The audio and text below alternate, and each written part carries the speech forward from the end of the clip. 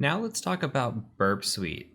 Since we have everything set up, we've already installed Burp Suite in an earlier video, and we got the certificate set up. We talked about what it's capable of, and we did a basic intercept and kind of just looked at the responses that we were getting, and we saw that we could do a little bit of enumeration through it.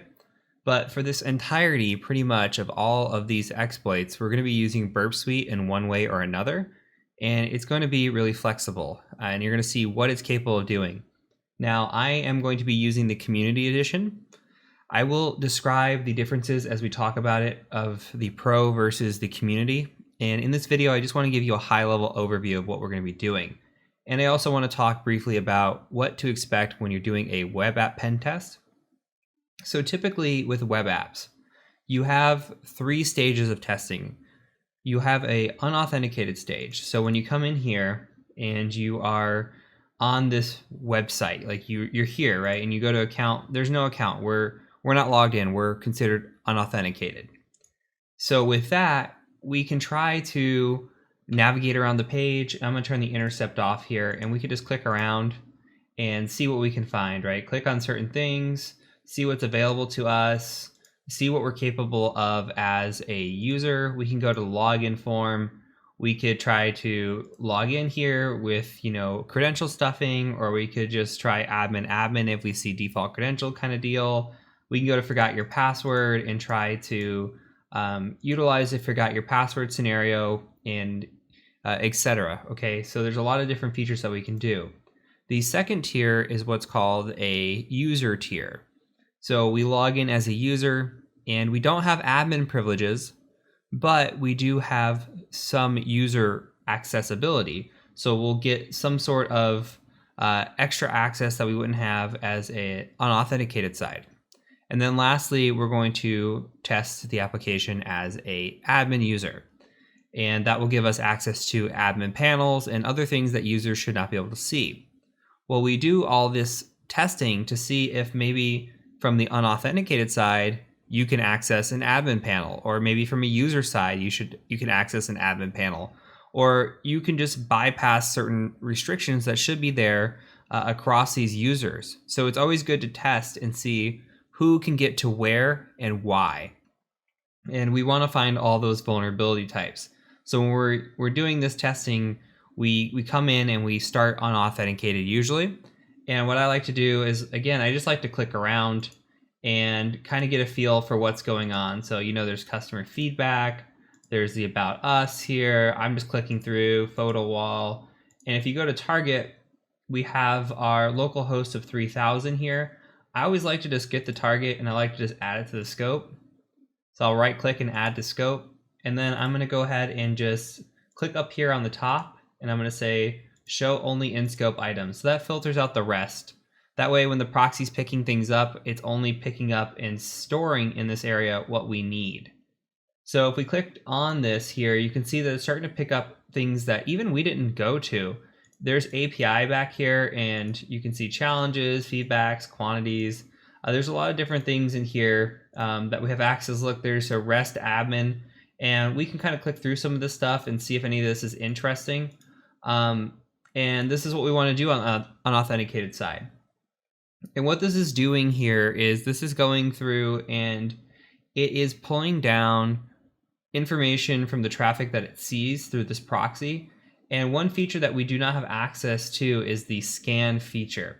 Now, Pro Edition has access feature of scanning and of engagement tools. So we're going to be without those for this course. But if I were doing a pen test, I would have Pro, and you will have Pro as well.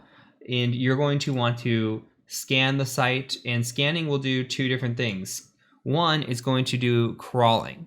And these used to be called spidering, and this was a feature that was part of Burp Suite prior to edition 2.0. So they took that away and made it more of a paid edition type deal.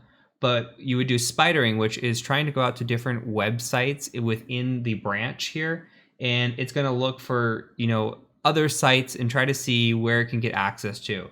On top of that, we have what's called active scanning. Now, active scanning will go out, and we have a dashboard here, and this is just a demo, but it shows the different issues that it might pull up, and it's going to actively scan against a website and it's going to try to, do SQL injection or do cross-site scripting attacks or do all these different attacks and see what it can pick up. Now, the thing about scanning and with my experience, and I've ran actually Juice Shop through a scanner before, it picks up maybe 10% of what's out there. So scanning is nice, but you shouldn't rely on your scanning. You should rely on manual testing and going through your checklist. Scanning is good at picking up some things and helping you identify certain little flaws here and there, but do not rely on your scanners. Don't rely on your Nessus. Don't rely on your Burp Suite Pro or any of that. While they're good to have, they're not fully reliable. So let's talk about some of the features of Burp Suite and what we can do with it. So you've already seen the proxy feature. We can turn the intercept on, and when the intercept is on, we refresh a page here. You can see that it intercepts, and it just hangs this page. And what that's doing is, this is giving us the option to mess with this, or at least see what's going on here. We can see what the request looks like. We're making a GET request, and we're making it to the local host, and we have our user agent here. We've got some cookies, and this is just a basic request. Now I want you to right click on this request and go ahead and just send that to repeater. And repeater is a request repeater. So we can go ahead and send this request and you can see what comes back. Okay, we get a 304 not modified. So let's go here and just forward this request and see what happens. And you can see getSocket.io comes through, and there's a few little things that's going on. This V1's coming through, which is telling me that this is an API, and we're going to keep forwarding through. And what's happening too is we're intercepting more than just localhost 3000. So what we want to do too is we're going to go ahead and go into the options here, and we're going to say we're going to intercept client requests if target's in scope, and server responses if the target's in scope. That way we don't intercept anything from any other websites. Mozilla will go in the background and have requests come through while you're sitting there on intercept as well. So a repeater allows you to repeat requests. When we're doing this, what we can do is say like we want to do parameter tampering, or we wanted to test here. We say, we got to get requests. Let's go ahead and just change it to a post request, and let's see how the website handles it. And we can make different modifications. Maybe we delete a cookie here. Or we change the user agent, or we do something in here that is a little bit malicious after we've intercepted this request, and then we take it to repeater, and we can repeat our request over and over and over. And you'll see how this becomes useful as we go on through the course. So other things, we've already covered intruder in this course. Now, intruder again is where we can store a payload, and then we can use that to use an intruder attack. Now, the intruder attack on Community Edition is very slow. We don't have access to a lot of speed here because they limit you, because they want you to buy the Pro Edition. You can go into the extender store here, and if you go to the App Store, if you click on App Store, sort by popularity, and there are some free ones. So you see the ones where it says requires Burp Suite? There are some free ones in here that we can install. And one of those is actually the Turbo Intruder, which would do intruder at a faster speed. We're really not going to need it for this course, but I just wanted to point out, and this is another feature too of Burp Suite versus Pro, is that the Pro Edition has all these additional scanning features, like Active Scan++ is additional on top of the active scanning that it does. It looks for even more vulnerabilities.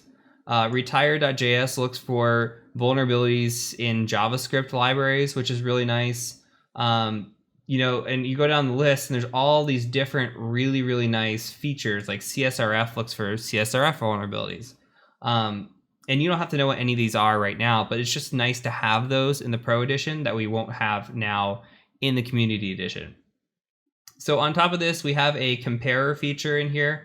We can send one item to compare and then another item, and just to look at the differences if we want to. I don't use this too much, but it's always nice to see if, hey, has something changed on this page and what changed in the page or the response that we got. Decoder is a nice feature as well. So say that you have something like, I can highlight this cookie and we can just send this to decoder. And say something is encoded as like base64 URL encoding. You can go ahead and decode this or you can encode this. So say you want to encode this whole thing as URL encoding, well, it encodes the whole thing. Or you want to encode the whole thing as, base 64.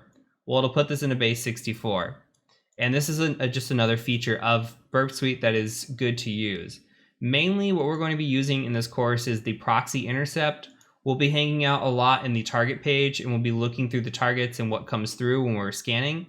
And we're going to be in the repeater tab mostly.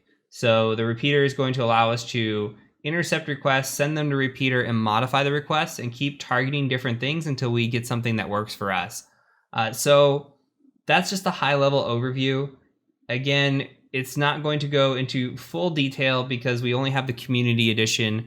I do recommend purchasing the Pro edition once you get into it. So it's not a necessity right now, but if you are interested in like bug bounty hunting, or if you want to get the full effect of learning web apps, I highly recommend the Pro edition. But again, it's not a necessity at this time.